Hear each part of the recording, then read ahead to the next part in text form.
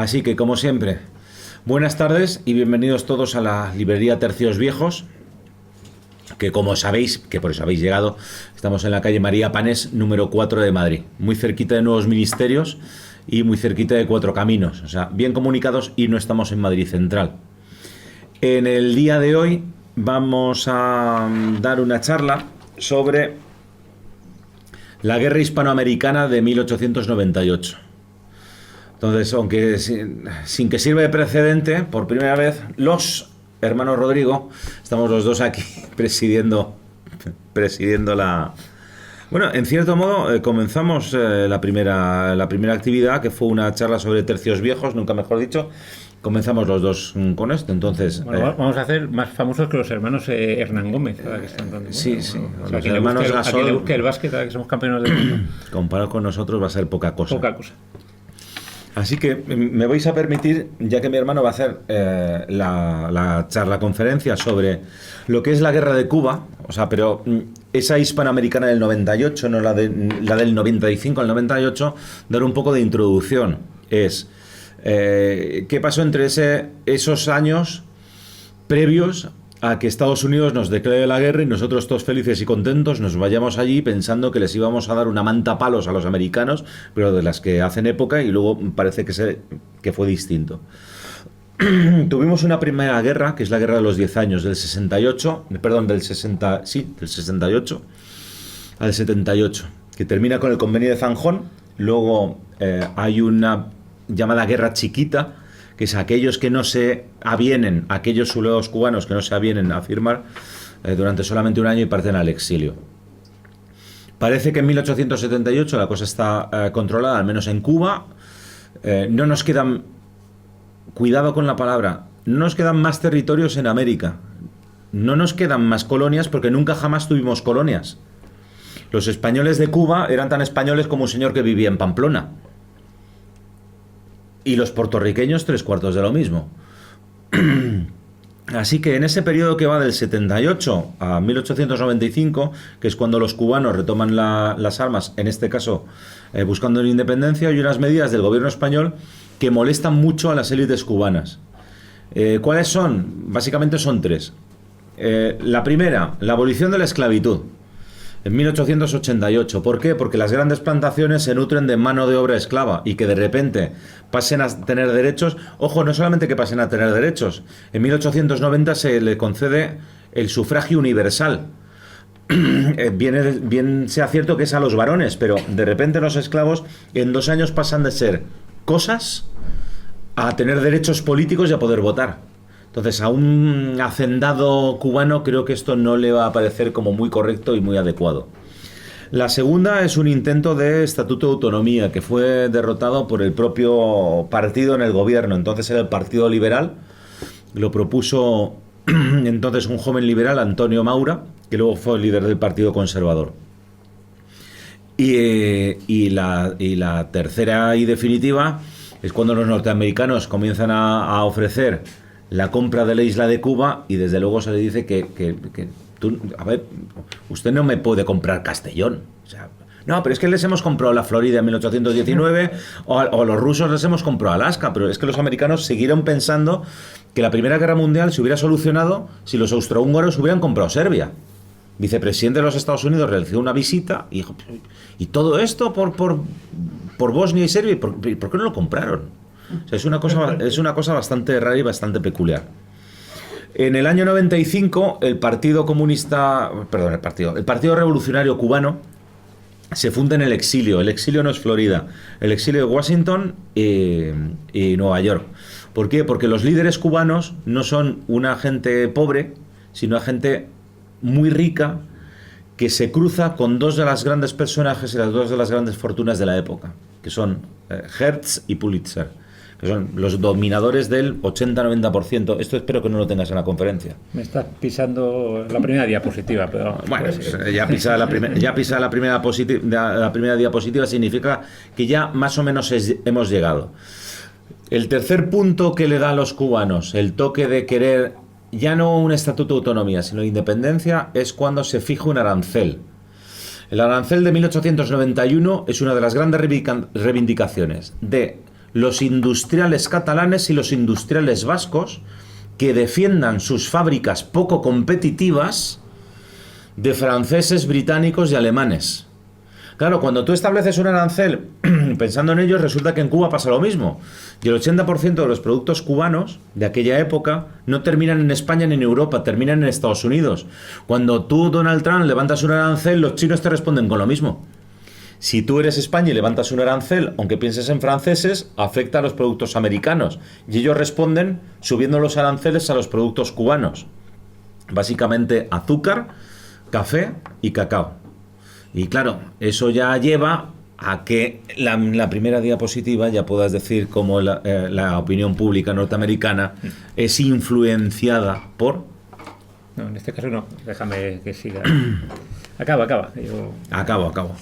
Pues entonces, aunque sea mi hermano, todo el mundo ve claramente que es el hermano mayor, además.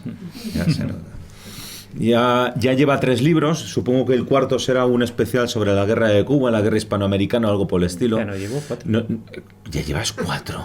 Sí. No me fastidies, no puede ser. En un año y espero hasta dentro de un par de años no sacar ninguno, porque escribir Llevamos el Asien Coast, llevamos el Imperio Otomano, llevamos Indochina, a cuernos, es verdad, y llevamos el que me pisaste además de mi artículo de Cabrera. Es lo malo de tener hermanos mayores, que te van fusilando las cosas y los artículos. O sea, ya lleva 4 el muchacho. O sea, desde luego, entonces, yo estoy seguro que iremos el quinto. De todas maneras, hemos hecho una selección de lo mejor que se ha publicado, que tenemos en la tienda sobre la guerra de Cuba. Una de nuestras sugerencias, por eso le tenemos aquí, es de la editorial Susaeta, que es este atlas ilustrado de la guerra de Cuba. Lógicamente nos habla también desde el 95 y la hispanoamericana del 98. Y hasta ahí puedo leer. Bueno, pues dicho lo anterior, bueno, quien le guste escribir, he hecho 4 libros, pero vamos, si lo hacemos a nivel amateur, y yo me considero un escritor amateur, pues es bastante laborioso, te sacas horas de donde no las tienes, y en términos generales, vuelvo a repetir, suelen ser refritos, ¿vale? Con lo cual, y entrando un poco en la charla de hoy, pues hoy es un poco refrito, pero menos, y diré por qué. Porque curiosamente, aparte que el tema me encanta, la guerra hispano-norteamericana, mal llamada guerra de Cuba, pues resulta que he estado en Cuba hace 2 meses. Y entonces, claro, os podéis imaginar, o sea, la coña y el cachondeo cuando dice, me voy a Cuba. Pues no, me he ido a Cuba con mi familia, ¿vale? Y no me he ido a las playas de Baradero, que os las recomiendo, que son estupendas. Me he ido a buscar pues esa historia que tenemos ahí sobre lo que fue esa pequeña y maravillosa guerra, como definieron los americanos, que prácticamente duró unos pocos meses. En 1898 empezó desde la volada del acorazado Maine hasta que en agosto se rinden las tropas en Santiago de Cuba. Un poco al hilo, que en ese sentido Rafa lo ha hecho bastante mejor que yo, y profundiza más. Inicialmente, o sea, la guerra de Cuba empieza pues como 30 años antes, es la guerra de los 10 años, ¿vale? La guerra de los 10 años es la guerra que realmente los cubanos, cuando tú estás en Cuba, para ellos es su guerra de independencia. La guerra que bueno, en los libros de historia siempre hemos visto aquí en España, esta guerra con el almirante Cervera, las normas de San Juan y tal, los cubanos la obvian. Pero obvian, o sea, en el sentido que para ellos es una guerra entre 2 potencias imperialistas, y más con el régimen cubano que tienen en Cuba. Si vais a Cuba a buscar libros, eso, no hay. O sea, todos los libros que hay son sobre Che Guevara, Fidel y poco más. O sea, de la guerra no hay absolutamente nada. Obviamente quedan, ya vais a ver alguna foto, que estas son fotos originales, lo que son las lomas de San Juan, el Castillo del Morro, pero, o sea, esa guerra no existe para ellos. Es que, bueno, o sea, a mí me gustan este tipo de guerras entre equipos de primera división, o sea, por poner un símil, pues puede ser como la guerra de las Malvinas, o sea, no es que se están pegando contra unos yihadistas que van saltando, no, son 2 ejércitos profesionales que se están luchando entre ellos. Volviendo al tema de la guerra de los 10 años, el antecedente, simplemente decir que en esa guerra pues aparecen las figuras principales. La primera de aquí es José Martí, este señor de aquí, que es el ideólogo, uno de los muchos ideólogos con Céspedes de la independencia cubana. Hay que decir que un patriota, o sea, se tiene en los altares en Cuba. Este señor desembarca en Cuba ya en la guerra, en la siguiente guerra, a partir de 1895, y al cabo de los pocos meses, o sea, mueren prácticamente en la primera choque que tiene con las patrullas españolas, con las colonias españolas, mueren en combate, lo cual, pues, todavía ensalza más su figura. Es un ideólogo. Yo en este caso la presentación va a ser un poco de dos flashes, o sea, porque hay libros muy buenos, los hay generalistas como el de la Guerra de Cuba de Susaeta. Hay libros más específicos, por ejemplo, ahí hay una revista de Desperta Ferro que realmente es muy buena, muy resumidita, o sea, que no esperéis, o sea, para dar dos órdenes de batalla, el desplazamiento de los buques de los acorazados americanos, pues no.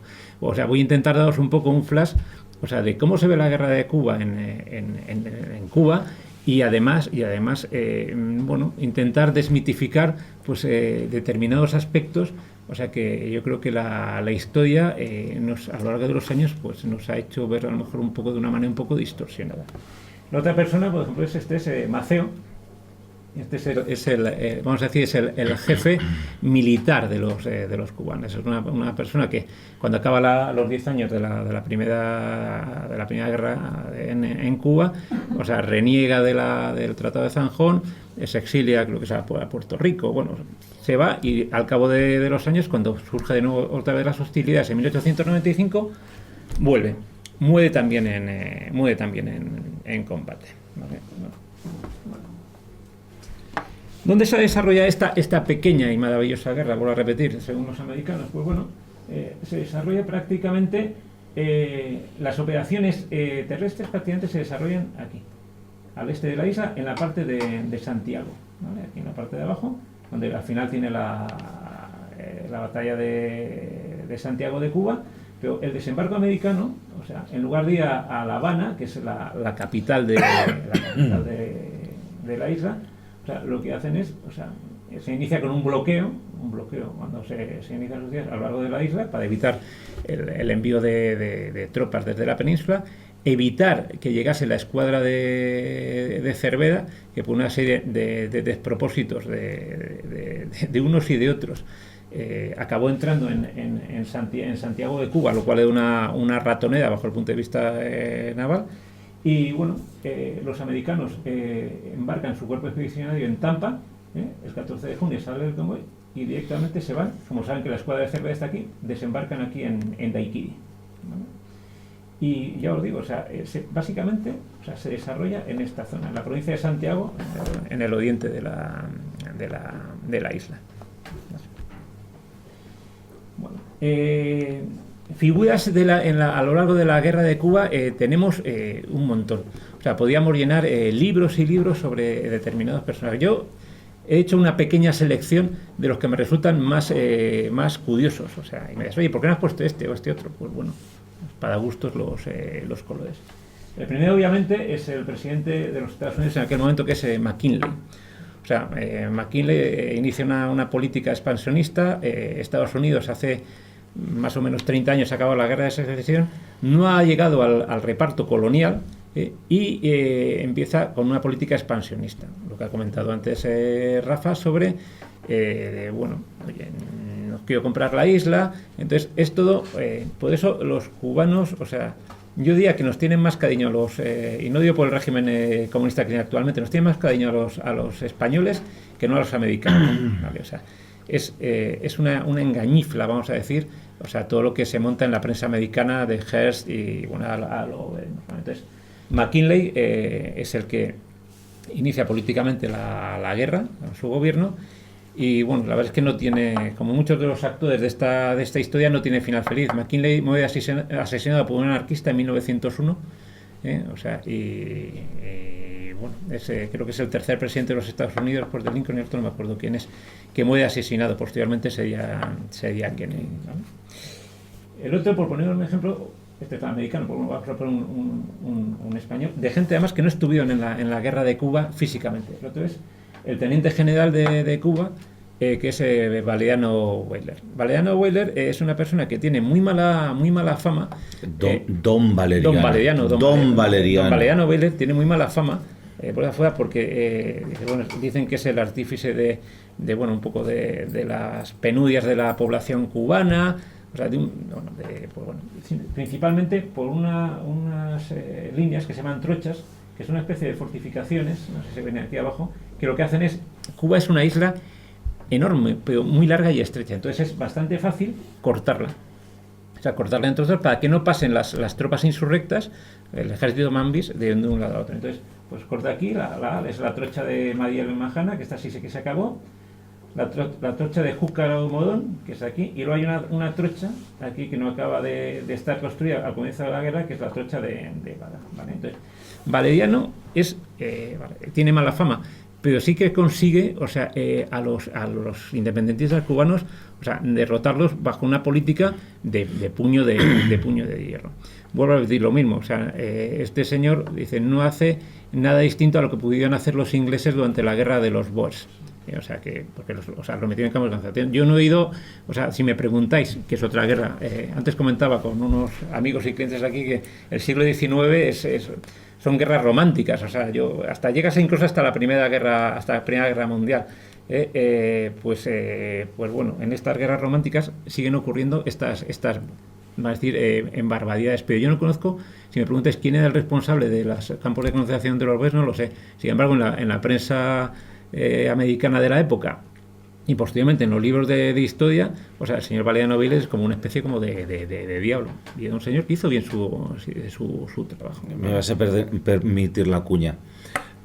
Weyler es un militar, Weyler no es un político. El político es Carlos Martínez Campos.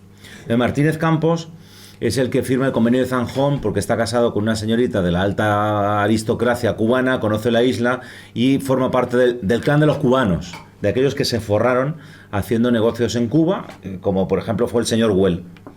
O sea, el del Parque Güell de Barcelona, los Martínez Campos, o en sus tiempos el general Prim.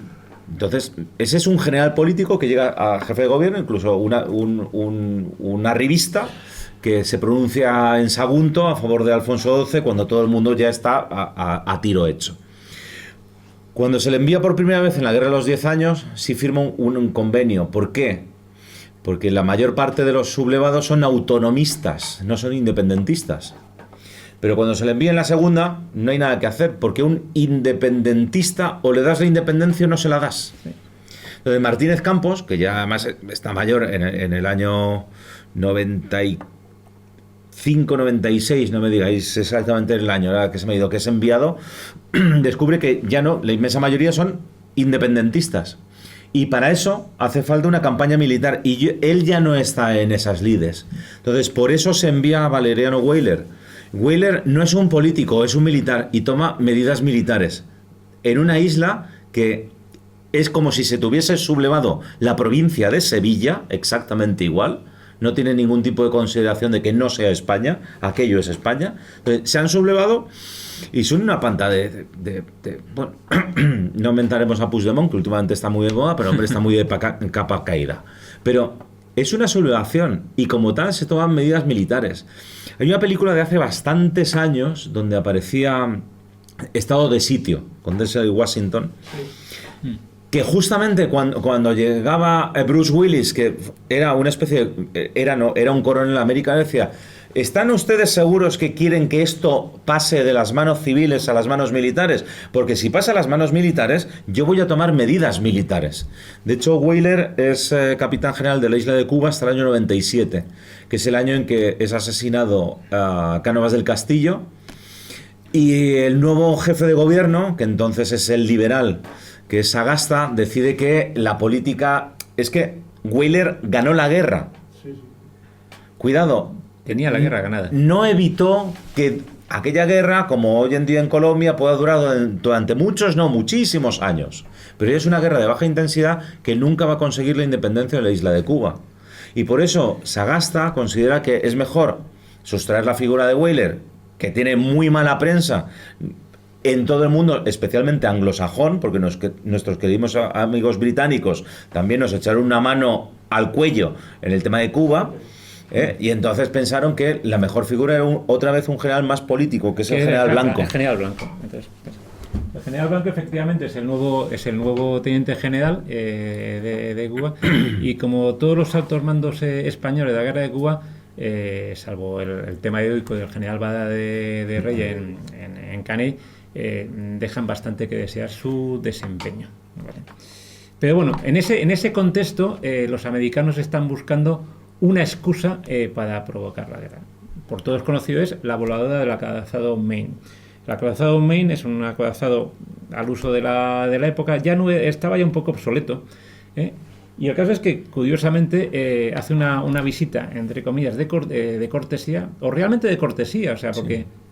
O sea, de hecho, el capitán del Maine fue agasajado por las autoridades de La Habana. Este es el acorazado Maine entrando, esto aquí al fondo es el Castillo del Morro, no confundamos, el Castillo del Morro de La Habana, entrando en el puerto de La Habana, y ahí queda fondeado. Puedo decir, el Castillo del Morro, o sea, haciendo un poco de guía turístico de Cuba, se puede visitar, tiene una ceremonia de disparar el cañonazo todos los días, los soldados del ejército cubano se visten de época con uniformes del siglo XVIII españoles, uniforme blanco, y bueno, hacen ahí a todo esto, sin nombrar, por supuesto, de que sea un fuerte español ni nada. Bueno, el caso es que el Maine entra y explota. Al cabo de unas semanas, en febrero, explota. Automáticamente la prensa americana carga diciendo que ha sido una mina submarina. El gobierno español quiere una investigación, pero bueno, o sea, los americanos dicen que no, que ha sido un asesinato. O sea, de hecho, o sea, el número de víctimas es bastante elevado. O sea, mueren por cerca de 200 y pico marinos, casi 300 de la tripulación, ¿vale? O sea, esto es como queda el acorazado, o sea, queda hundido en el puerto, o sea, en aguas poco profundas, o sea, se sigue viendo así y tal. Y cuando acaba la guerra, lo que se hace un dique seco. Esta es otra foto, y se sacan los restos del Maine. O sea, y es de libro, o sea, cualquiera que habéis leído es tan fácil, o sea, no hace falta ser un experto ingeniero para saber, o sea, cómo explotó el barco es ver cómo está el agujero. Las cuadernas del barco están hacia afuera. Eso significa que fue una explosión interna. En aquella época, o sea, los barcos iban con carbón, o sea, y eso era bastante fácil que hubiera una combustión espontánea. Al lado de los pañoles de munición, aquello explotó. ¿Vale? Los americanos, en cualquier caso, ya tenían la isla y, por supuesto, echaron tierra sobre el asunto. O sea, cogieron el barco, lo reflotaron, lo que quedaba de él, y lo metieron más adentro y lo hundieron. Esta foto de aquí, siento deciros que muchas fotos me vais a ver a mí, que afortunadamente se me ve pequeñito, o sea, con lo cual lo feo que soy no se me ve bien, ¿vale? Bueno, esto de aquí, esto es no me sale. El paseo grande de La Habana, el malecón. El malecón, perdón. El malecón. Bueno, pues hay un monumento a las víctimas del acorazado Maine, que está en mitad del malecón de La Habana. O sea, y el malecón de La Habana, yo pensaba que un paseo marítimo estupendo y con playa. No, es larguísimo, son 108 kilómetros, es un cemento y hormigón. Bueno, pues en mitad del malecón, en un punto del malecón, está este monumento, es el monumento del Maine. Esto de aquí son dos de los cañones a ambos lados, está al lado de la embajada americana, curiosamente, y lo más curioso que me llamó la atención cuando lo vi es que en la placa que hay aquí, más o menos pone algo así como dedicado a las víctimas a las víctimas cuyo país los sacrificó en aras del imperialismo, pone algo así, ¿vale? Es decir, para que os hagáis una idea de que los cubanos desprecian esta guerra que tuvimos contra los norteamericanos. El casus belli viene a ser más o menos como las armas de destrucción masiva de Irak. Sí. O sea, tú quieres ir a la guerra. Sí. Y como quieres ir a la guerra, buscas una excusa. Es que Fijaros si hoy en día estamos en siglo XXI, cuando hay un accidente aéreo, hasta que te dan el informe oficial, cuántas veces estamos ahí esperando las noticias y de repente descubres que año y pico, 2 años después, aparece por fin el informe oficial de qué ha pasado. Al día siguiente, no recuerdo si es el Herald o el Tribune, o Hertz o Pulitzer, el titular al día siguiente es: un artefacto infernal del enemigo hunde el acorazado Maine.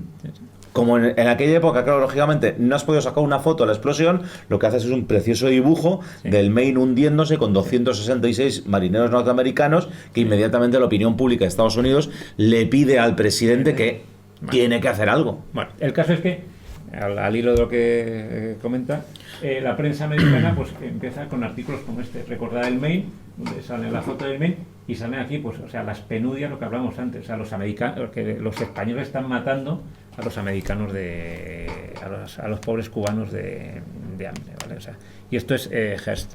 Es la famosa anécdota que todos conocéis de que va un periodista y dice: aquí no hay guerra. Dice: usted no se preocupe, dice que la guerra la pongo yo, la voy a escribir ella. Vamos a empezar de nuevo con los protagonistas, más un poco de lo que es la propia guerra en sí. Vuelvo a repetir, hay un montón. Yo vuelvo a coger pues algunos, pues un poco para que haya variadito de todo, ¿no? Bueno, el primero, o sea, y probablemente la figura más heroica para mí de la guerra es este señor con aspecto de general sudista, que no lo es el general Bada de Rey, ¿vale? Que muere heroicamente en la defensa de las lomas del Canet. Mueren creo, 2 de sus hijos y un sobrino.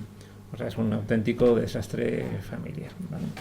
Nosotros, pues bueno, aquí, aunque parece que tiene muy buena cooperación, está Calixto García, que es el segundo al mando de las tropas cubanas, el primer Máximo Gómez, que está con el general Ludlow, que es uno de los generales de brigada que asaltan con una de sus divisiones tanto Lomas de San Juan y Canet.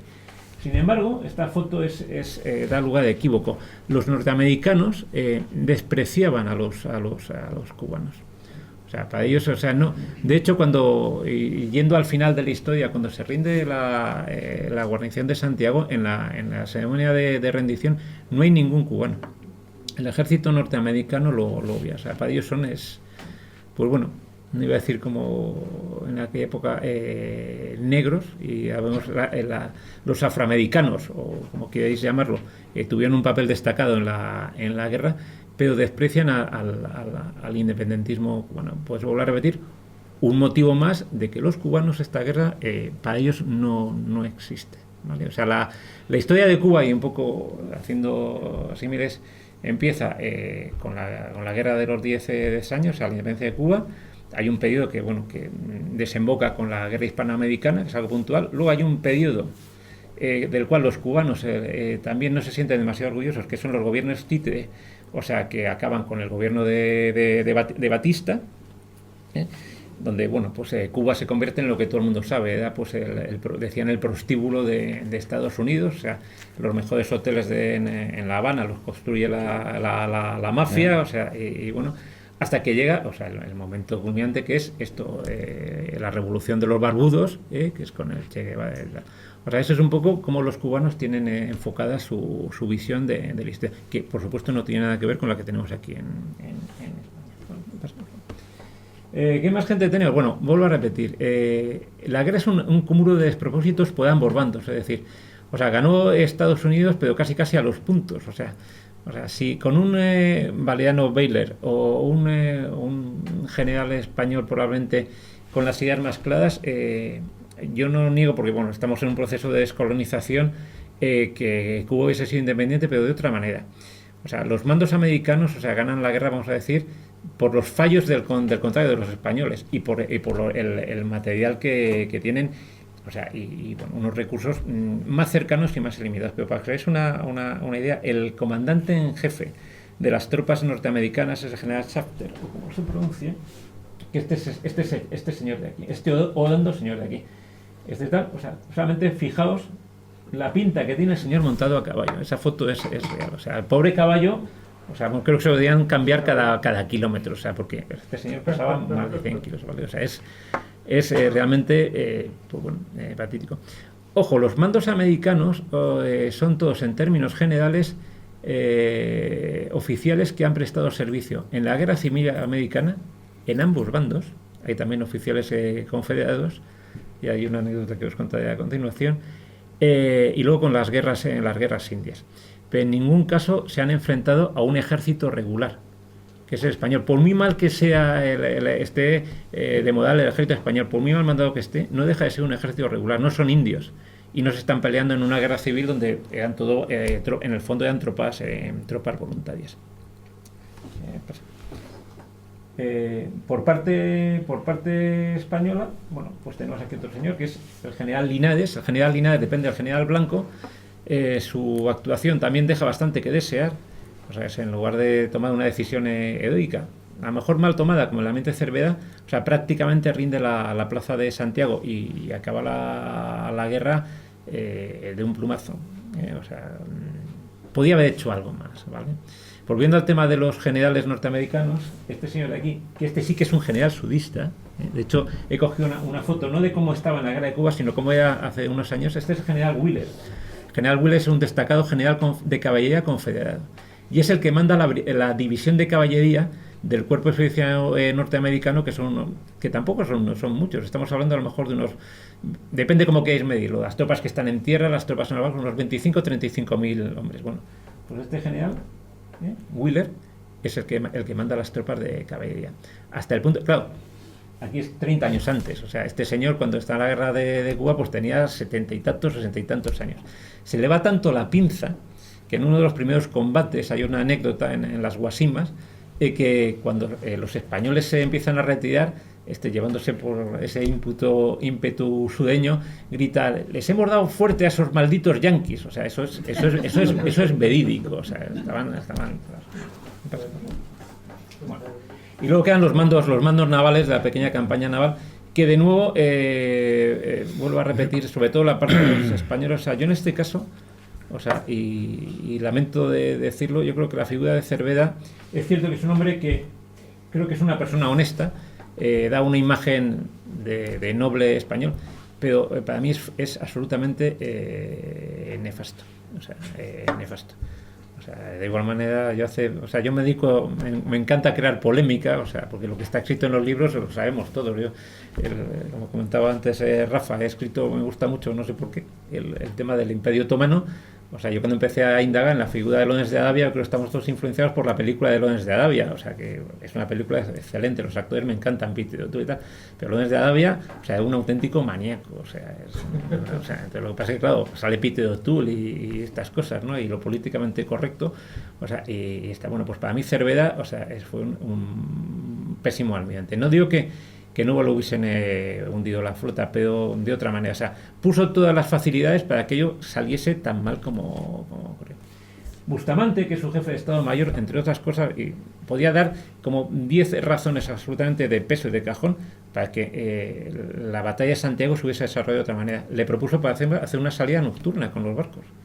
Y Cervera, o sea, diciendo, más vale los barcos, no y tal, o sea, se dice, no, me ajusto a las órdenes recibidas y tal, y salgo. O sea, y lo hizo fatal. Entonces, pues bueno, Bustamante muere, y bueno, estos son los...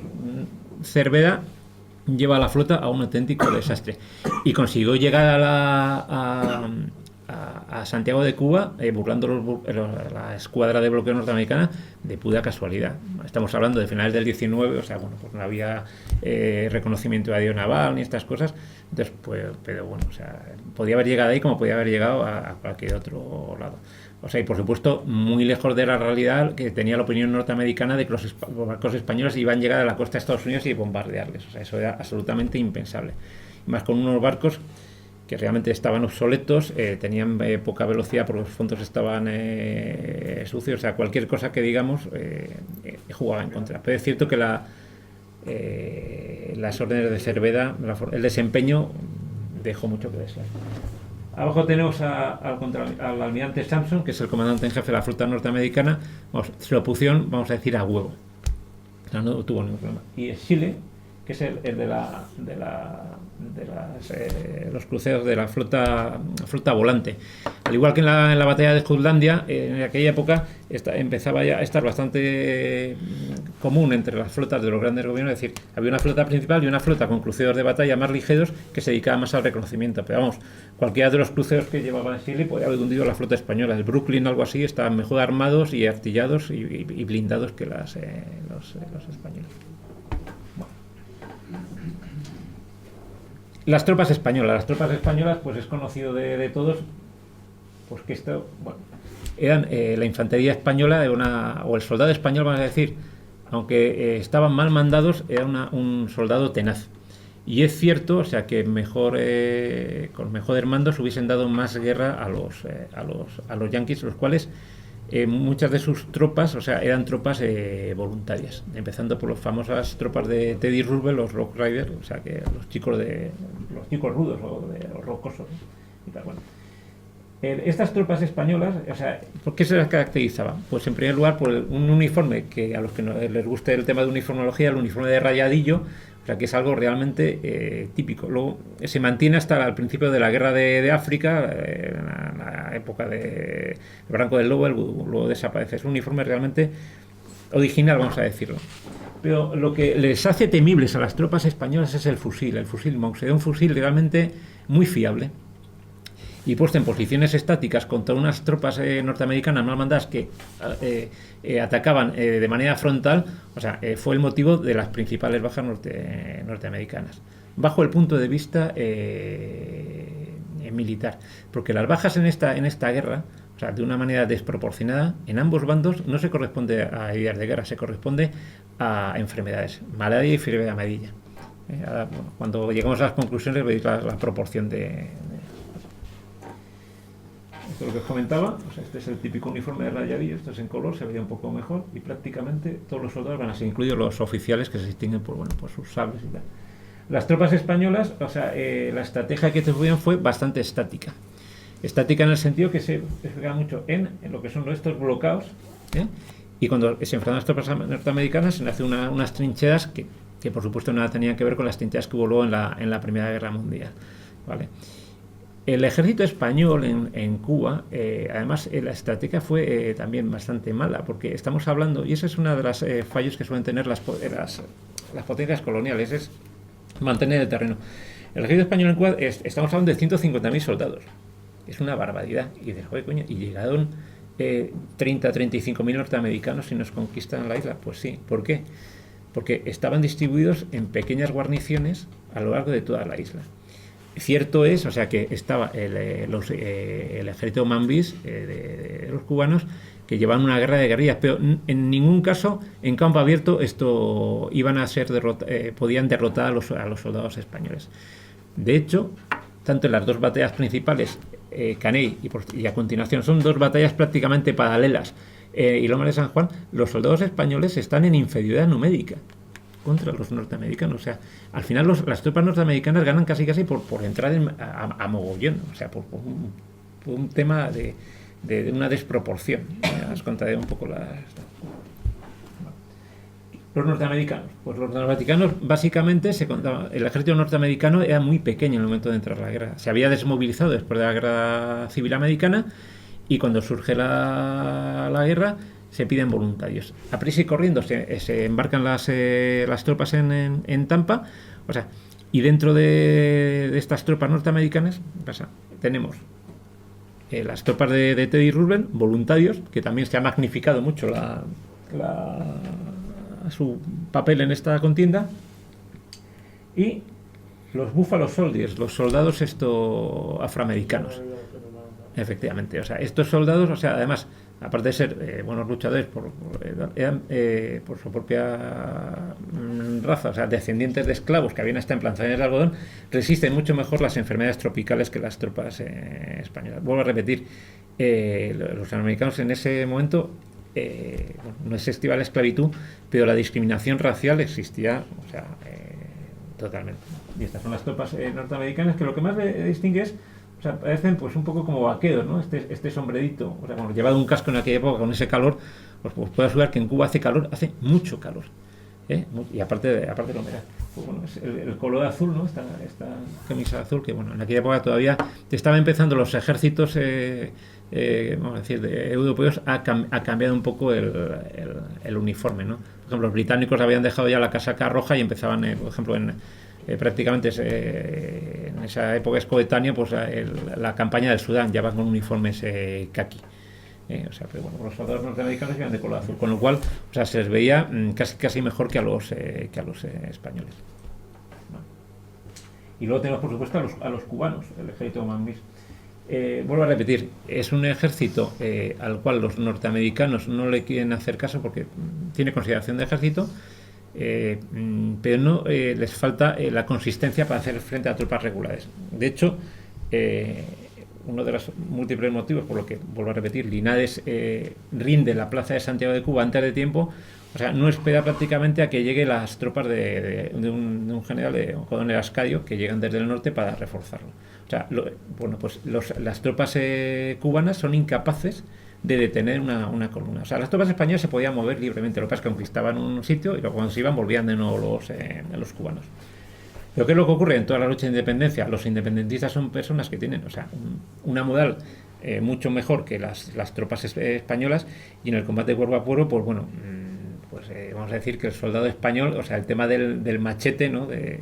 Eran temibles, ¿no? O sea, también un poco de leyenda, ¿no? Joder, los cubanos, estos negros cubanos enormes que cogen y te van a cortar la oreja, ¿no? Bueno, pues eso hace que la moral de las tropas españolas baje cuando realmente, o sea, nunca fueron derrotados en campo. Bueno, la guerra terrestre prácticamente se dilucida prácticamente en unos pocos meses, o sea. Aquí, de manera esquemática, es decir, las tropas norteamericanas desembarcan en Daiquiri. Hay un pequeño enfrentamiento en Guasimas, una escaramuza, no tiene el nombre de batalla. Y luego a continuación, las tropas norteamericanas atacan el Caney y la colina de San Juan. ¿Vale?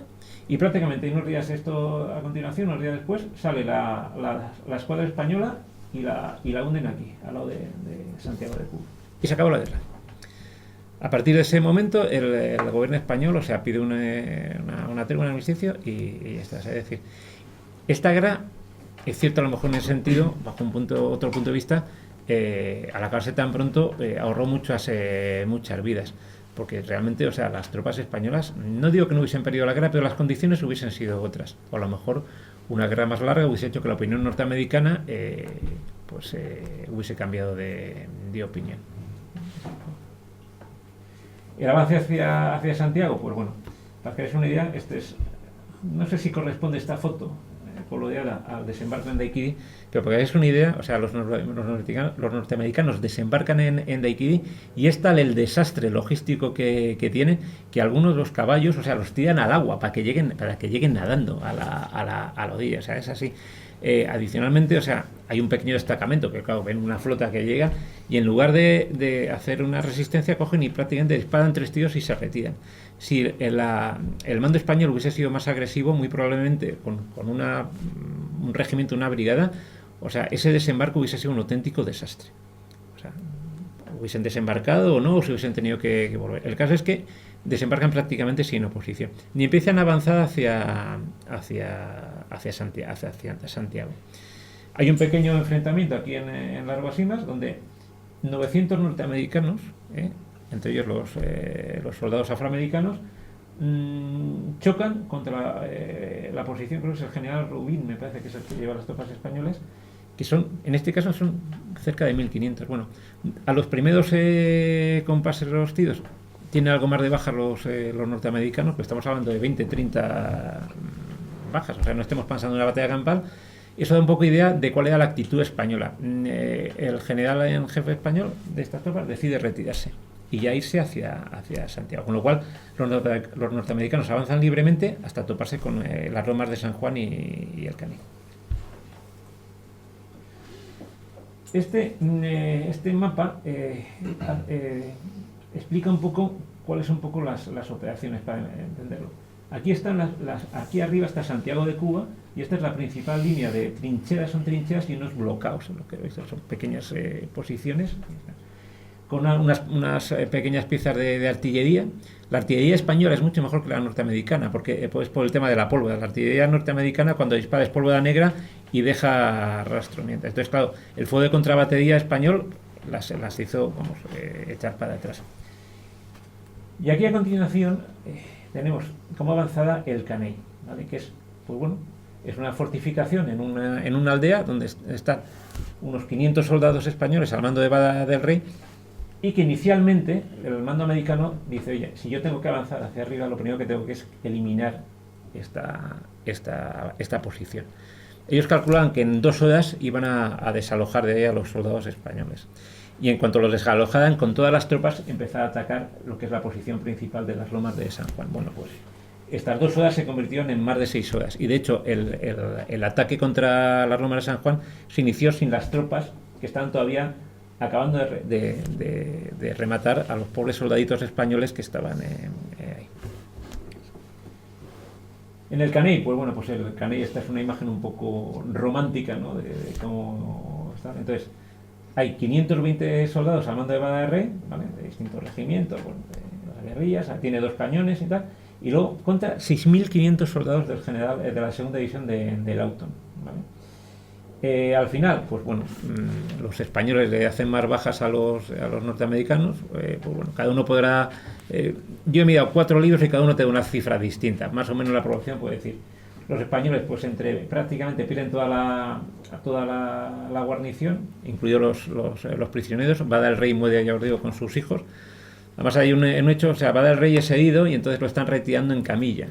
Y entonces, para que vean que los americanos son también muy malos, malísimos, o sea, estando retirado en camilla, o sea, lo ven, o sea, se ven que son camilleros, disparan y matan a los camilleros y a Bada del Rey, que está en la camilla. O sea, que ahí no hay ni respeto de reglas de guerra ni nada. Por contra, los americanos, entre muertos y heridos, pues pueden tener unos 700, pero claro, la desproporción es enorme. Esto, bueno, pues esto es una imagen sacada precisamente de la revista de Despertaferro, bueno, donde es curioso, no sé dónde han sacado el autor, que es americano, pero es curioso que los soldados españoles parecen mexicanos, o sea, si no puede ser, pero bueno. Bada del Rey sí que está un poco conseguido, bueno. Y esto es una foto que he encontrado que no sé si realmente es un pose o no, pero bueno, esto, el aspecto real de las trincheras españolas era esto. Unas trincheras muy poco profundas, donde disparaban, se volvían a agachar, y unos pequeños alambres de espinos delante. O sea, no estamos hablando de unos obstáculos formidables. Al final, o sea, lo que decide la batalla de Caney es no solo el peso numérico, sino la artillería. O sea, los soldados españoles, o sea, no tienen artillería, están defendiendo con sus fusiles Mauser, y al final el Caney, que se compone de una serie de bloqueos y un fuerte, este de aquí al fondo se llama el fuerte del Viso, que es un poco más consistente, es una construcción, uno más de tablones y tal. O sea, lo destroza la artillería norteamericana. Esta es la visión que tendrían los americanos desde sus posiciones. O sea, imaginaos una zona pelada donde los americanos tienen que avanzar. Esto es como queda el fuerte del Caney, o sea, agujereado como un queso de Gruyère. Esta es otra representación heroica del general Bada del Rey, lo cual en este caso no es correcta, porque os repito, Bada del Rey, bueno, a lo mejor puede ser cuando le hieren, pero Bada del Rey muere en una camilla, y esto abajo pues son pues los soldaditos españoles hechos prisioneros por los norteamericanos. Todo se ha dicho que el trato de los prisioneros en ambos casos sí que fue correcto, ¿vale? Los americanos trataron con bastante deferencia a los prisioneros españoles, tanto a nivel de las tropas terrestres como a los pobres marineros después de la batalla naval de Santiago. Y a continuación, pues bueno, viene la batalla principal de la guerra, que son las lomas de San Juan, ¿vale? Las lomas de San Juan, pues es lo mismo. Esta es la visión que tenemos de la situación de las tropas españolas. Estarían aquí arriba. Las trincheras españolas están mal colocadas, están mal construidas, porque en lugar de, normalmente una trinchera la tienes que colocar no arriba justamente en la cresta, sino un poquito más abajo, porque si no te dejas ángulo de muerte. Bueno, pues los soldados oficiales españoles dicen no, en el punto más alto ponemos la trinchera, con lo cual era peor. Estos son los americanos que, bueno, tienen que aguantar mientras están colocando por ineptitud de sus mandos un fuego constante de las tropas españolas. Y aquí hay una colina que está por aquí, se llama colina Keppel, está aquí. que es como una especie de avanzadilla con respecto a la posición principal. Bueno, una de las figuras ya digo, más famosas de la guerra de Cuba por parte de los norteamericanos es Roosevelt, que luego llegó a ser, cuando asesinaron a McKinley, él se convierte en el siguiente presidente de los Estados Unidos. Es un hombre que utilizaba la guerra para sus fines, sus intereses políticos. No digo que no fue un buen estadista, que lo era. Pero bueno, sale en una película que no tiene que ver, se llama El León y el Viento, con Anthony Quinn. El Viento del León, perdón, El Viento del León, que se desarrolla unos años después, ¿no? Que es en los sucesos que hubo en Tánger. Es, por supuesto, es inventado, donde aparece que, bueno, pues que raptan una ciudadana norteamericana. Lo siento, pero me gusta hablar de esta película, o sea, que ahora se aguantaron 2 minutos. Sean Connery, o sea, que de hecho que es un tío majísimo, entre otras cosas, porque nació el mismo día que yo, o sea, somos iguales. El 25 de agosto nació Sean Connery y nació José Alberto. Y entonces, pues bueno, sale la figura de Teddy Roosevelt, ¿no? Y la ponen por las nubes, ¿no? Diciendo, oye, el oso americano y tal, enviamos a las tropas para liberar a esta señora. Luchan, y al final, a todo esto, esta película de ciencia ficción, los malos malísimos son los alemanes, que hay un grupo de alemanes coloniales que bueno, el caso es que Roosevelt en ese momento se está haciendo méritos, ¿no?, de cara a la opinión pública, y coge a sus en contra del mando militar al cual le debe dar explicaciones, y se busca por su cuenta una cañada para atacar esta posición que le molesta. Es cierto que de una manera voluntaria o involuntaria es el primero que se lanza al ataque y consigue de nuevo, por un tema de casi de peso numérico, a pesar del fuerte número de bajas, conquistar la colonia Kettle Hill, la colina Kettle. Pero ojo, en la historia la gente piensa que es Roosevelt el que gana la batalla de Roma de San Juan. No, o sea, lo que hace es conquista una pequeña posición. Es otro de los errores que hay. Es más, las tropas pasa por favor. Las tropas norteamericanas, o sea, que están aguantando estoicamente porque sus mandos no saben por dónde tirar. Este es un cuadro de Frederick Remington, que es un pintor de la época bastante famoso. Empiezan a avanzar, y los primeros que avanzan, o sea, como es un cúmulo de malas órdenes, son las tropas voluntarias.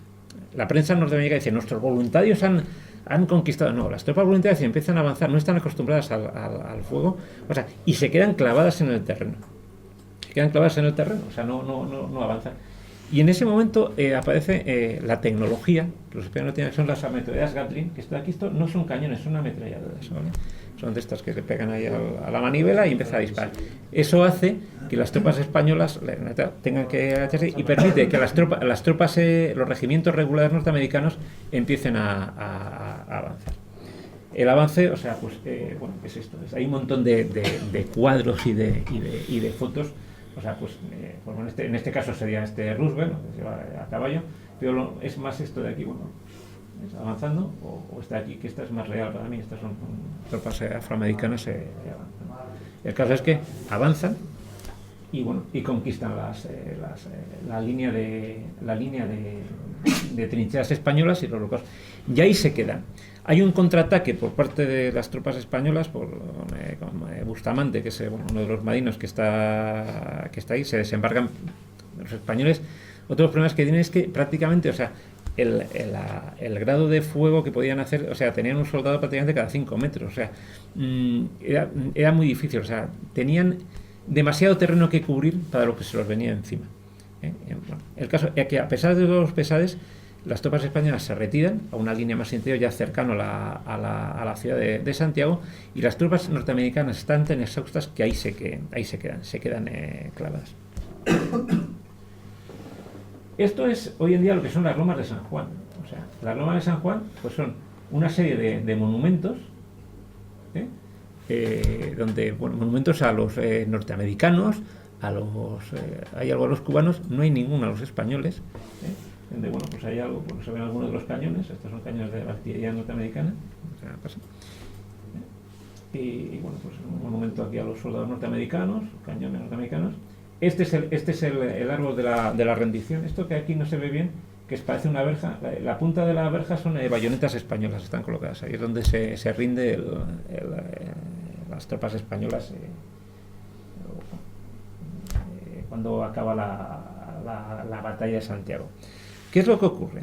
El general Shafter o sea, decide, dado el nivel de bajas que tiene, que piensa que lo mejor es retirarse.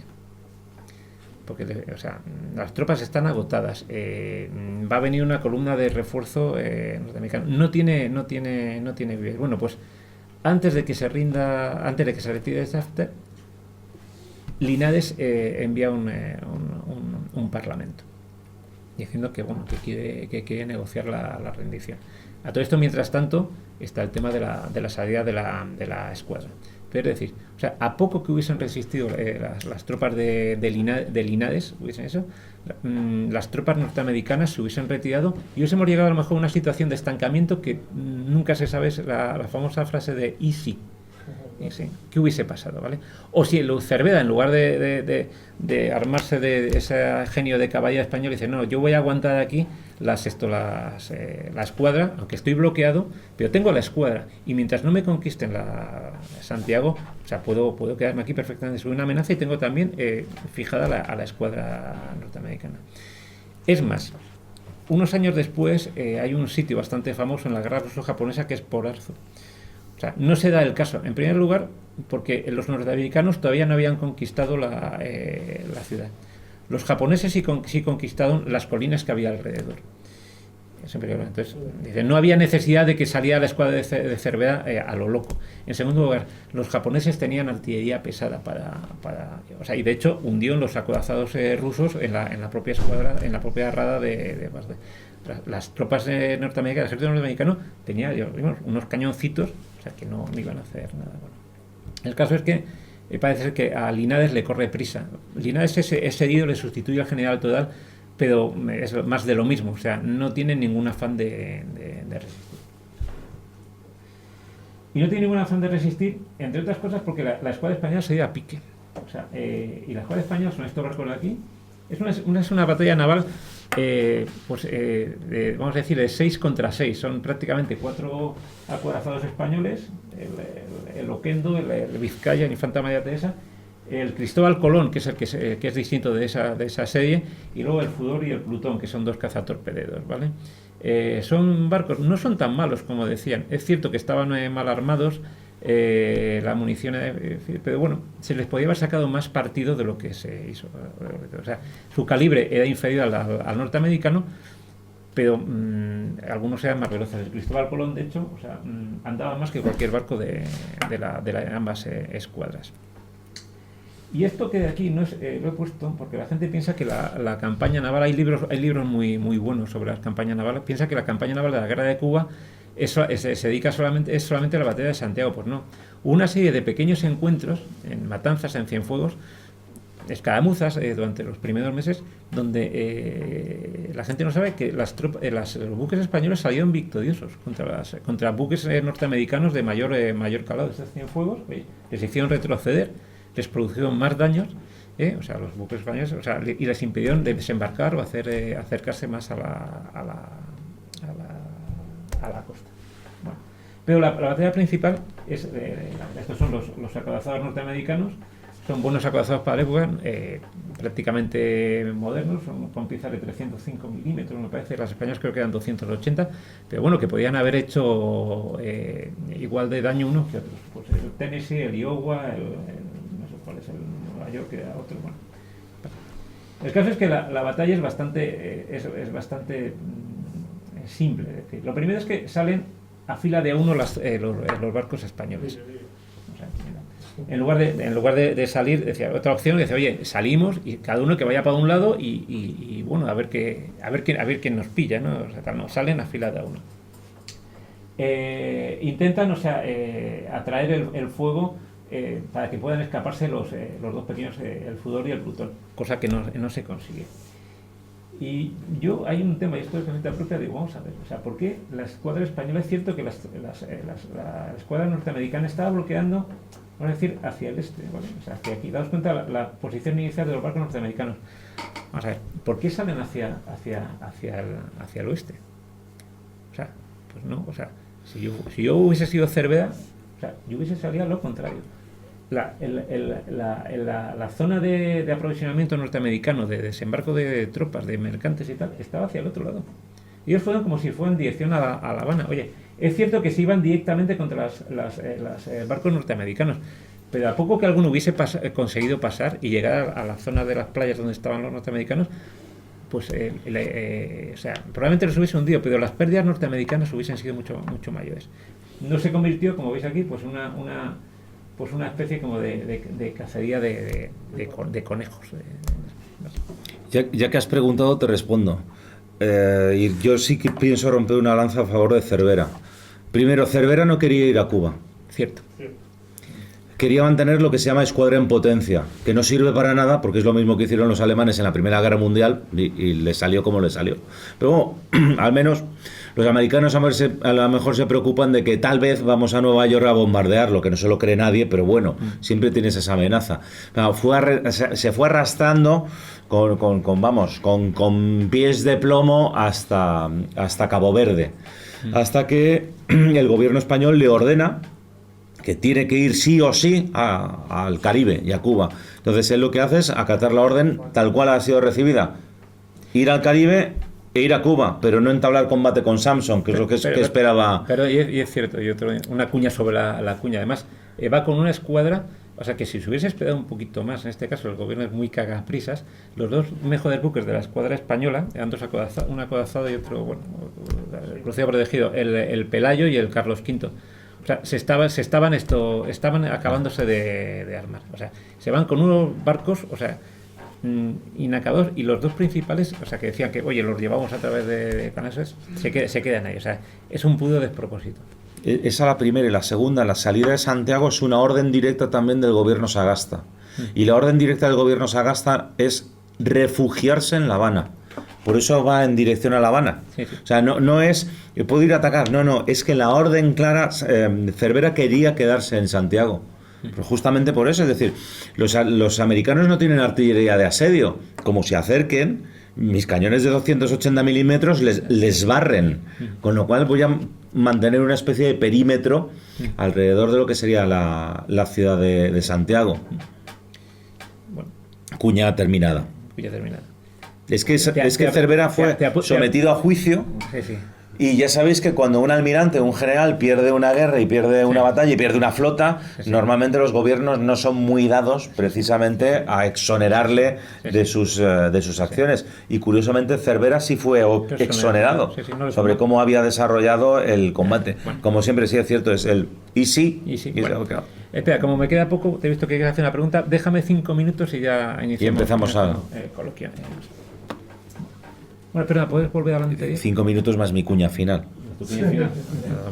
Os vais a librar. Bueno, simplemente deciros que las representaciones románticas de la combate de Santiago de Cuba, pues esto así. La realidad, esta es una foto real, me parece que es el Vizcaya, pues flotando ahí al lado daos cuenta que está al lado de la costa, es decir, o sea, era un barco detrás de otro, y como los americanos tenían más calibre, más alcance, pues bueno, los van cazando uno detrás de otro. Los barcos españoles poco a poco van decidiendo irse o bien contra la costa, embarrancar para evitar el mayor número de bajas. Y las bajas, o sea, la desproporción es enorme, es decir, estos son marineros españoles hechos prisioneros, o sea, pero las bajas españolas, o sea, sumando los muertos en el combate, 280. Muertos a bordo del Harvard, que es un barco donde están, 20. ¿Por qué? Porque los americanos se equivocaron, pensaban que iban a asegurarse y tal, y empezaron a disparar contra los españoles. Fue de los errores que hubo. Pero vuelvo a repetir, el trato en general fue correcto. En resumen, las bajas españolas de la flota fueron unos 350 muertos, 343 según este estadillo. Sí, bueno, yo creo que muchos lo sabréis. ¿Cuáles fueron las bajas norteamericanas? Creo que fue un muerto y 3 heridos. Ojo, y el porcentaje de aciertos de ambas flotas, o sea, de acierto, o sea, podemos decir que las españolas fue un 3% de todo lo que dispararon, llegó a impactar en los barcos norteamericanos, incluso contando fusilería, porque fue a gran distancia, y los americanos un escaso, no sé si fue un 4 o un 5%, es decir, o sea, fue un despropósito de mala puntería naval. ¿Vale? El resultado, pues bueno, me parece que es el Vizcaya. Pues esto es como quedan cómo queda. O sea, los barcos españoles desmantelados, quemados. Y bueno, y esto que es una foto, pues bueno, aquí los llegaron a la costa, pues muchos se ahogaron. Y esto, por ejemplo, son cubanos pues, posando pues con pobres soldados marineros españoles bueno, pues, que no llegaron a la costa. ¿Qué es lo que queda? Bueno, pues también si estáis en Cuba, pues bueno, esta es una de las piezas una de estas de aquí, que llevaban los barcos españoles, pues hay en distintos sitios, pues podéis encontrar, o sea, aunque no, es cierto, aunque no en Cuba no se habla de esto, pero al menos no han quitado los restos de la batalla, ¿no? De hecho, bueno, mirad, esta foto de esto de aquí, esto es el Castillo del Morro, ¿vale? Y esto es cómo se ve desde el Castillo del Morro, o sea, la zona del combate de Santiago. Los barcos españoles salen por aquí, la bahía de Santiago es realmente mucho más larga y profunda que la de La Habana.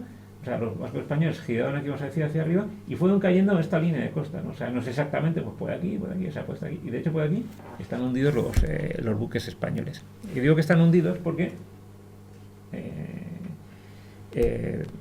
se pueden, o sea, están tan cerca de la costa, creo que hay una foto más delante, que se pueden visitar. Quien le gusta hacer buceo, o sea, van ahí, o sea, y poder ver, o sea, están los barcos. Esta de aquí sí. El anterior es la firma del Tratado de París que pone fin a la guerra. Bueno, esto de aquí, que a lo mejor resulta más interesante, porque bueno, el otro lo habéis visto en los libros, estas son fotos que saqué, están allá. Hay un pequeño museo dentro del Castillo del Morro, lo veis aquí, pues bueno, no hay gran cosa, pero bueno, está el hecho de que está donde estuvo el combate naval. Aquí, pues bueno, es un plano que es el mío que habéis visto, y hay una serie, pues bueno, de pequeñas vitrinas donde, por ejemplo, pues bueno, aquí estos son rescatados sobre todo del fútbol del Plutón, pues, o sea, balas, botones, o sea, que había en el barco, ¿vale? Y esto de aquí es lo que se puede ver. Estos son fotos submarinas, o sea, tú puedes contratar un viaje en barco y te metes y ya está. Pero incluso con la marea baja se siguen viendo los restos de los acorazados españoles. Y eso es todo, amigos, o sea, ese es el final de la guerra. Para que es una idea, las bajas españolas, o sea, se cifran, bueno, que depende cómo lo mides, o sea, muertos en combate muy poquitos, muertos por fiebre amarilla unos 50.000. Por fiebre amarilla. Las bajas norteamericanas lo mismo, o sea, podemos estar hablando de que yo lo he visto, no sé, depende cómo lo veas, o sea, prácticamente uno de cuatro soldados norteamericanos tuvo que ser ingresado en los hospitales de campaña, entre otras cosas porque no se sabía no se sabía tratar bien a las enfermedades tropicales, fiebre amarilla o malaria, ¿vale? Y bueno, pues con eso la historia ya la conocéis, o sea, se pierden las colonias, se pierde Puerto Rico, que también hubo una invasión norteamericana, tampoco hubo grandes batallas, se pierde Filipinas, que está tan de moda con el tema de saber de valer, o sea, donde lo más famoso es el combate naval de Cavite, que es otro, bueno, eso sí que fue un tiro al plato. Y bueno, aprovechando antes de que mi hermano haga las cuñas publicitarias y tal, estamos intentando montar, y lo digo para quien le guste el tema, si estáis aquí os gustará también ver el tema de la parte de Filipinas. Se va a inaugurar probablemente en octubre, y es que será que os doy un poco la primicia, una estatua sobre los héroes de Valer. Es una estatua que ha hecho el escultor Salvador Amaya con respecto a un boceto de nuestro socio de referencia, que es Augusto Ferrer Dalmau, ¿vale? Entonces, probablemente sobre mitad de octubre se va a inaugurar. Están pendientes de ver entre el Ministerio de Defensa y el Ayuntamiento dónde se va a poner la estatua. Entonces, vamos a aprovechar para hacer una pequeña charla coloquio, aprovechando este evento, en la Casa de Asia, que depende de Asuntos Exteriores y que está en el Palacio de Cañete, que está en la calle Mayor. Cuando lo hagamos, ya os avisaremos. Será una charla coloquio donde estará el escultor Salvador Amaya.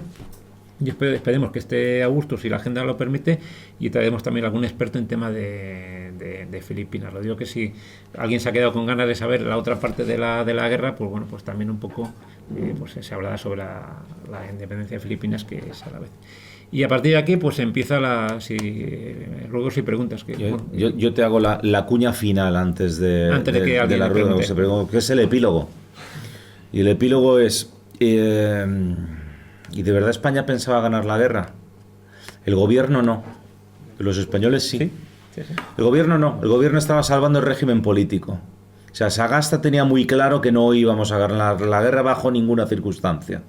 Pero con el asesinato de Cánovas, la posibilidad de que España demostrase su debilidad internacional y tuviese que ceder Cuba, tal vez Puerto Rico, no hubiera permitido que ese sistema del turno corrupto, de alternancia de los dos partidos, hubiera sobrevivido. Sin embargo, una derrota, como los españoles, como siempre, son tan sufridos, pues tiene esta serie de cosas. Los españoles que estaban en Cuba no solamente eran soldados de reemplazo, eran soldados de cuota. Eran los que no eran capaces de pagar las 1.500 pesetas de la época, que era la redención en metálico. Entonces, desde luego, eran siempre clases bajas, con lo cual el espíritu de combate. Lo tercero es que era un ejército, entre comillas, entendamos, colonial o de orden público. Tampoco estaba diseñado para combatir con otras naciones, digamos, occidentales. Y ya el remate final son las conversaciones de la Paz de París, donde encabeza en la delegación española otro político famoso, Montero Ríos, donde el hombre se viene arriba y encima exige una indemnización a Estados Unidos por la cesión de Cuba y Puerto Rico. Debe ser la única guerra en la historia donde que el que gana paga. Porque de hecho hasta nos pagaron por la compra de Filipinas. Porque ya puestos, los americanos dijeron, bueno, concedéis la independencia a Cuba, que se ejecuta en el año 1902, aunque tiene la enmienda Platt, a partir de la cual Estados Unidos se arroga el derecho a intervenir en Cuba cuando le venga en gana, cada vez que quiera. La segunda es Puerto Rico, que hasta la fecha sigue siendo Estado libre asociado. Es un Estado independiente, es un país independiente, pero deciden que les resulta más interesante estar asociados a Estados Unidos. Y en Filipinas derriba en una guerra filipino-americana, o estadounidense-filipina, como queréis llamar, que creo que también las atrocidades, Hertz y Pulitzer se la pasaron bastante por las portadas. Pero hay una serie de matanzas bastante interesantes. Los americanos dicen, bueno, nos interesa la isla de Guam, también nos la llevamos. Total, la isla de Guam en la Segunda Guerra Mundial es bastante importante. Pero la isla de los Cocos, las Marianas y las Carolinas, es que ni nos interesan. Que al año siguiente se lo vendemos a los alemanes, porque los alemanes, aprovechando que el Pisuerga pasaba por La Habana, estuvieron a punto de dar un golpe de fuerza y visita de cortesía en Menorca. Como tenemos la costumbre de hablar con Agustín Rodríguez, que es el especialista en marina naval y es académico de la historia, pues los alemanes vieron el momento de tener una base naval que Menorca a lo largo de los siglos, es decir. ¿Y luego qué pasó? Pues permitidme el símil futbolístico, como el Real Madrid, nada. Pero quiero decir nada, que es posible que no volvamos a ganar una Champions en muchos años, o una Liga, y seguimos siendo el equipo más rico del mundo. ¿Y qué pasó en España? Nada. No pasó nada. Lo que pasó es que una generación de literatos llamada la generación del 98 fue un impacto de se ha ido Cristiano Ronaldo, no hemos ganado nada, somos un desastre, esto nunca va. ¿Qué pasó? ¿Cayó el sistema corrupto político? Sagasta volvió a ser jefe de gobierno en 1902 sustituyendo a Francisco Silvela tras el asesinato de Cánovas del Castillo. No pasó nada. El tío que perdió la guerra 3 años después volvió a ser presidente del gobierno. ¿Hubo crisis económica al revés? A partir de 1899 la bolsa en España crece, se funda el Banco Hispanoamericano, se repatrian los capitales de la isla de Cuba, se invierte en industria en España, y no solamente eso. Las colonias costaban un ojo de la cara y parte del otro, y ya no hay que gastarlo. Y encima no hay ejército, ni ganas que se detiene, con lo cual todo ese gasto desaparece. Con lo cual esa crisis del 98, de crisis tiene poco. Entonces resulta que, aunque duela mucho, Sagasta acertó. Era mejor perder una guerra, pero mantener, ojo, en su sensación, porque a él lo que le interesaba era mantener el régimen, y el régimen se mantuvo extraordinario y perfectamente bien después de un asesinato de Cánovas del Castillo. Es más, luego tienes los primeros superávit de Raimundo Fernández de Villaverde, que por primera vez los catalanistas comienzan a formar parte del gobierno con Durán y Bas. O sea, que parece que hasta que volvamos a meternos en otra guerra, claro, tienes a Joaquín Costa con el despensa, escuela y 7 llaves sobre el sepulcro del Cid, que es necesitamos desarrollo económico, mejora de la educación en España y sobre todo olvidarnos de que hemos sido una gran potencia, pasar a ser un país neutral y poco belicoso como han sido los portugueses, y de esa forma evitar desavenencias de eso, hasta que Antonio Maura descubre que en Marruecos en 1909 tenemos otra, y nos metemos en las de Marruecos, y así nos va todo. Y ahora sí, ruegos y preguntas. Pero que sean fáciles, si no daría el botón de pánico. Comenzamos por allí. Sí. ¿En mi caso? Sí, habías pedido la vez antes. Primero quería decir que esta guerra para mí es el siglo XIX para mí es un siglo apasionante, y esta guerra en particular también. Es una guerra, quizá es la última guerra romántica que hay de España, tanto a nivel de opinión pública como política. Lo que es una vergüenza es que a mí, y hablo de mí y hablo de nuestra generación, cuando fuimos pequeños, nos metieron esto como algo glorioso. Por parte de la gesta de Cervera, por parte de todo lo que se hizo, cuando fue un desastre y una vergüenza enviar lo que se envió y hacerlo como se hizo. O sea, podemos denostar a William Randolph Hearst como creador de la prensa amarilla, podemos denostar la política norteamericana, el expansionismo norteamericano, pero no es más que el avance de un siglo.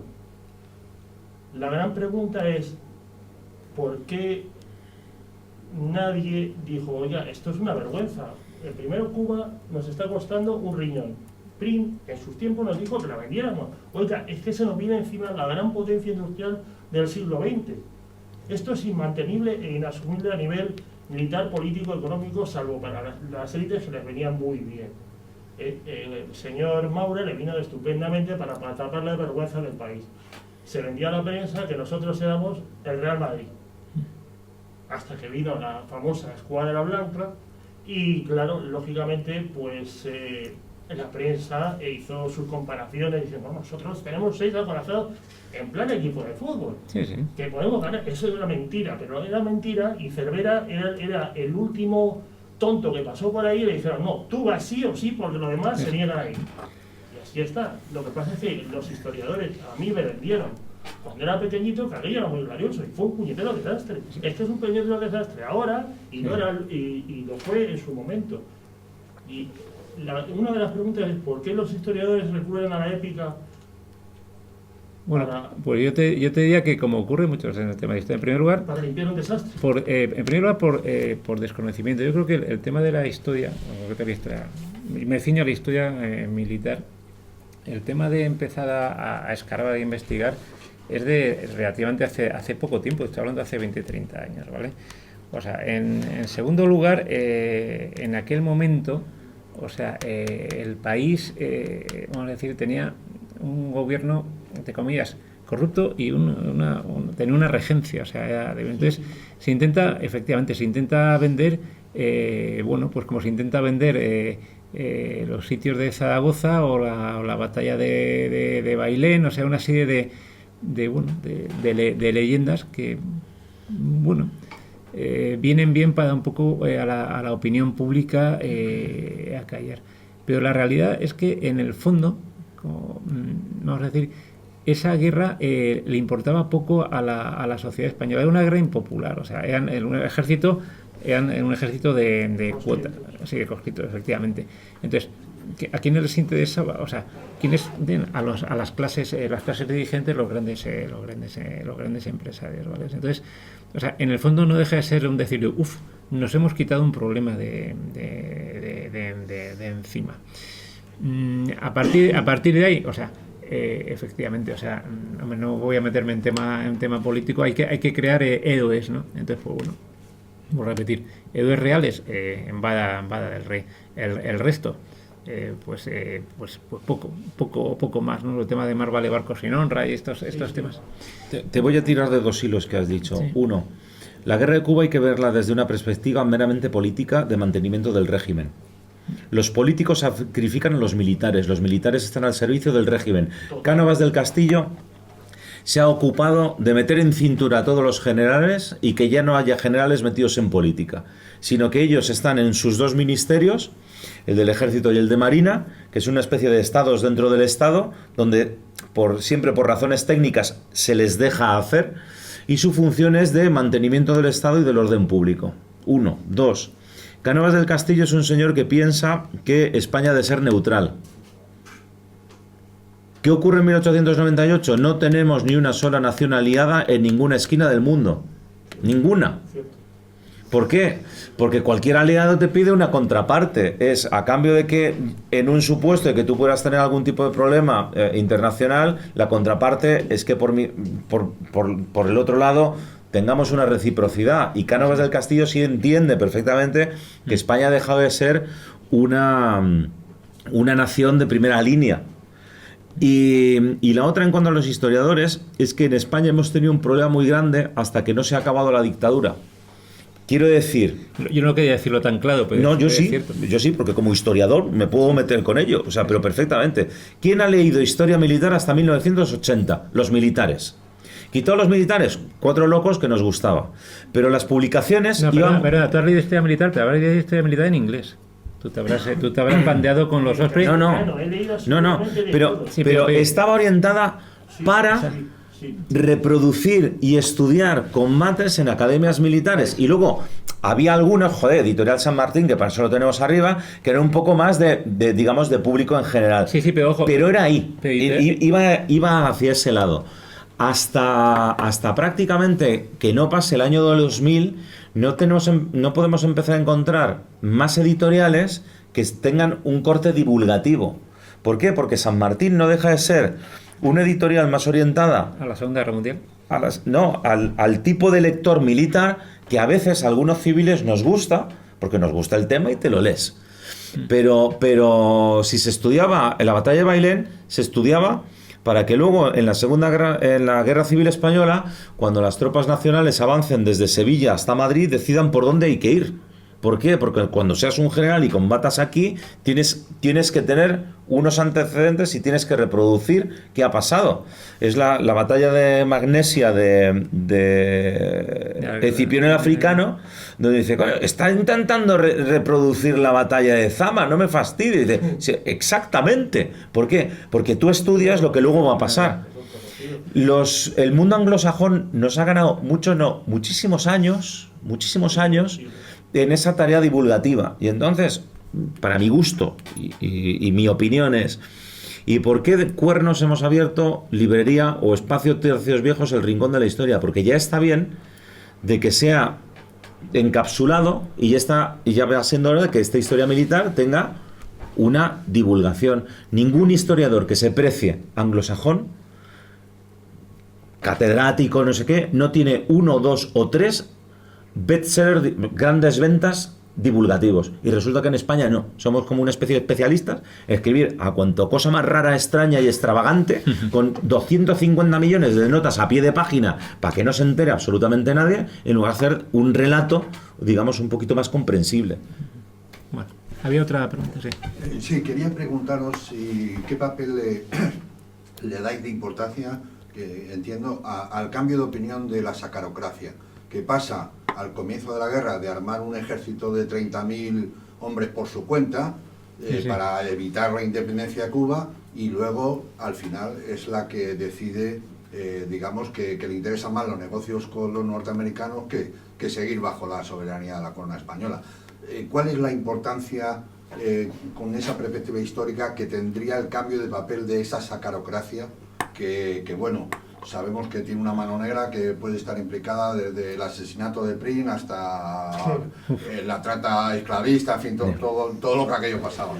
Pues si te digo la verdad, yo te diría que es un tema de hechos consumados, es decir, o sea, es lo que inicialmente todo el mundo piensa que va a ocurrir y luego el desarrollo de los acontecimientos. O sea, el desarrollo de la guerra de Cuba, o sea, es como cuando empezó la Primera Guerra Mundial. Todo el mundo pensaba que en Navidades se iba a acabar la guerra, los soldados con el fusil, Entonces, en el fondo, vuelvo a repetir, tanto la opinión pública norteamericana como la española, donde hay una serie de, no dice hermanos negras, una serie de políticos o intereses económicos ocultos, donde cada uno sabe perfectamente lo que quiere y utiliza y le da igual los muertos que haya para conseguir esos fines. En el fondo, ¿qué querían McKinley y Roosevelt? Poder político. ¿Qué querían los gobernantes españoles? Vuelvo a repetir, no se ha notado tanto, yo vuelvo a repetir que a lo mejor en lugar de tener una regencia y tener un rey un poco, bueno, que podía haber un Alfonso XII o bueno, un Alfonso XIII, que además un rey, vamos a decir, de salón, la situación hubiese variado. Pero mira, te voy a poner un ejemplo. Cuando ocurrió la independencia de Cuba en el año 59, o sea, en Cuba a mí nos hizo mucha gracia, o sea, hay unas mansiones, o sea, y no sé si con este símil te puedo contestar. Estaba Sí. bien, Sí. Bueno, pues entonces, ahora has visto la mansión de los Bacardi. O sea, Bacardi es una familia, o sea, el ron Bacardi es una familia que está ahí, o sea, reíros vosotros de las mansiones de lo que el viento se lleve sudistas, son unas casas preciosas utilizadas para el pueblo y tal. Entonces, toda esa gente, o sea, en el momento que eso, se marchan, son los que se marchan a Florida. Entonces, ¿eso que te demuestra? O sea, que la gente al final, o sea, las clases dominantes, lo que hay por detrás, o sea, lo que van es a sus intereses económicos, no hay nada de patriotismo, no hay, es puro interés. Entonces, en la guerra de Cuba, claro, y vuelvo a repetir, es una guerra. Nosotros vemos esa guinda del pastel, ¿no? Pero es una guerra que lleva ya 3 años. O sea, anteriormente ha habido otros 10 años. Ha estado la guerra chiquita. O sea, eso hace ese cambio de opinión. Es un poco hacer historia-ficción, vamos. O sea, Te lo define muy bien Joaquín Costa, oligarquía y caciquismo. Y la pasta es la pasta. la pasta, sí. Y no hay que tener en cuenta que Maceo Gómez y Martí es aristocracia cubana. Y la aristocracia cubana entronca con dos fabricadores de paparruchas, que es como se traduce en castellano como Dios manda eso de las fake news, paparruchas y mentiras en la prensa, que crean opinión pública, y al presidente de los Estados Unidos le viene muy bien. ¿Por qué? Porque su opinión pública le presiona y le pide.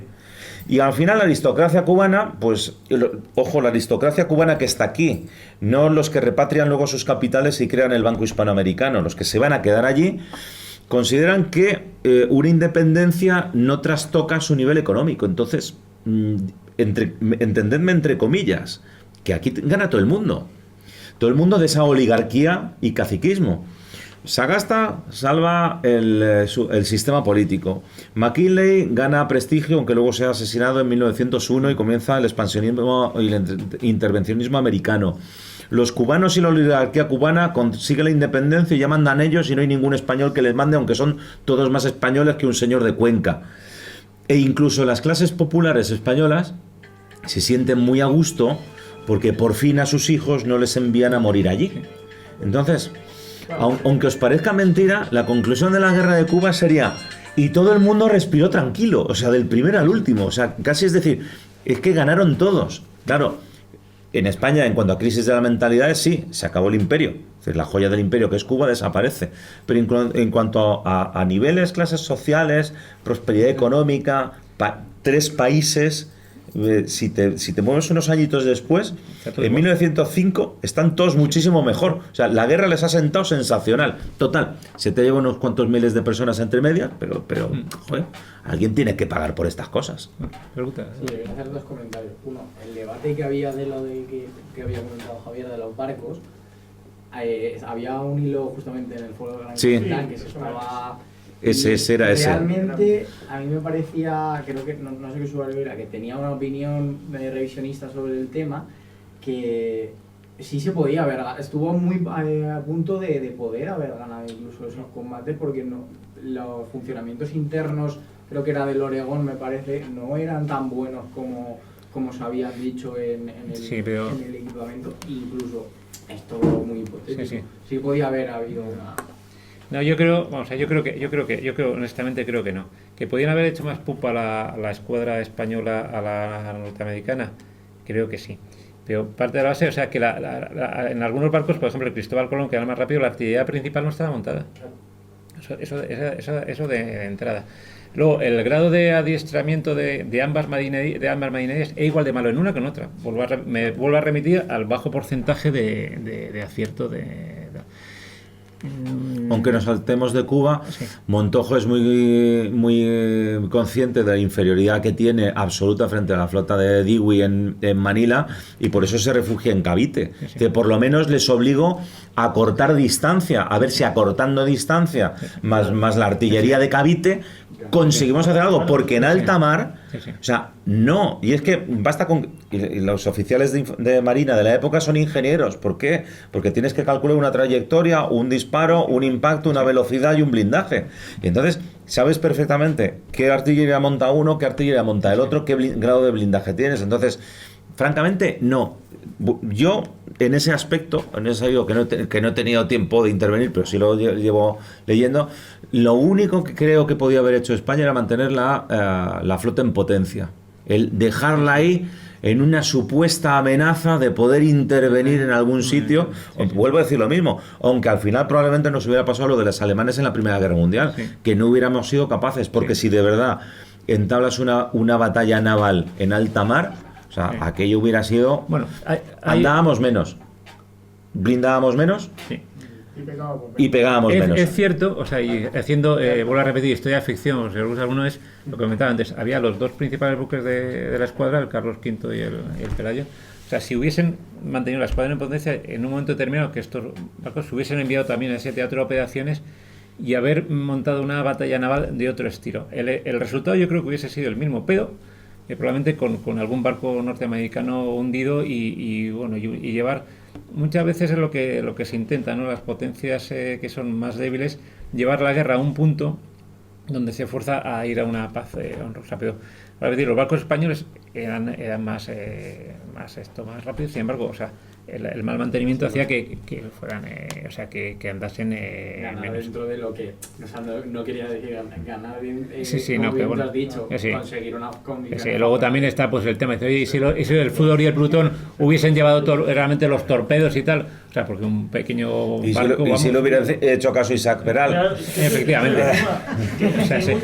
Claro, es que vamos siempre al easy. Y sí. Me vais a disculpar porque Sí, como sí. siempre os enrolléis aquí y estáis hasta las tantas y no hay forma, macho, de desalojaros. Y queréis ver el fútbol, que hay Champions, ¿no? Y algún día, o sea, de verdad, Espera. vamos a tener que hacer Una última pregunta. unas jornadas, unas conferencias. Entonces, Sí, sí. una última pregunta y pasamos a la despedida y cierre. Una duda que tengo, en la ideología de Hollywood, las mentiras que hace en las películas, siempre dicen que la batalla de Colina San Juan se ataron cubanos nacionalistas en los fortines y demás. La película, por ejemplo, de Teddy Roosevelt, de Sí. Tom Berenger, Sí, Jay Hammond y la película Muerde la bala también hablan de lo mismo. En varias películas siempre sale la imagen de que los españoles están atrincherados detrás de cuerpos de cubanos. No. O sea, obviamente os puedo asegurar que no. Es cierto que las tropas, voy a repetir, el ejército cubano, o sea, estaba rodeando la ciudad de Santiago e intentando hacer un bloqueo que nunca hubiese sido efectivo, porque voy a repetir, no estaban en condiciones de enfrentarse en campo abierto con las tropas españolas. De hecho, la columna Escayo llegó bien. Entonces, el combate de las lomas de San Juan y esto, o sea, y eso es taxativo, en ningún momento participan las tropas cubanas, o sea, punto pelota. Lo que a partir... Me refiero que pusieron como rehenes. Sí. No, tampoco, No, nada. pero da igual, nada. ha citado la madre de todas las batallas. Que o sea, diría que nada. ha citado la mayor máquina de propaganda Sí, que ha sí. tenido los Estados Unidos en los Sí, últimos nada. 70 años, que es Hollywood. Que sí, que hace grandes producciones, que nos lo pasamos muy bien, Sí. pero que no olvidemos que está montada como máquina de propaganda, especialmente en ese periodo de Guerra Fría, que es 1950-1980. Cualquier película que veamos en ese periodo, hombre, las de la Segunda Guerra Mundial las excluyo porque, entre comillas, se da por supuesto que cuando ruedas, ¿cuánto era? 50 segundos sobre Tokio, más allá de la eternidad, estás haciendo lógicamente propaganda, o sea, pero de ese 50 al 80 de la caída del muro, cualquier película hollywoodiense tiene por detrás su trastorno de máquina de propaganda. Sí, sí. Lo que sí tiene su gracia, y sí os recomiendo que busquéis por ahí, es que las primeras imágenes de una guerra filmadas por Thomas Edison son las de la guerra de Cuba. Sí.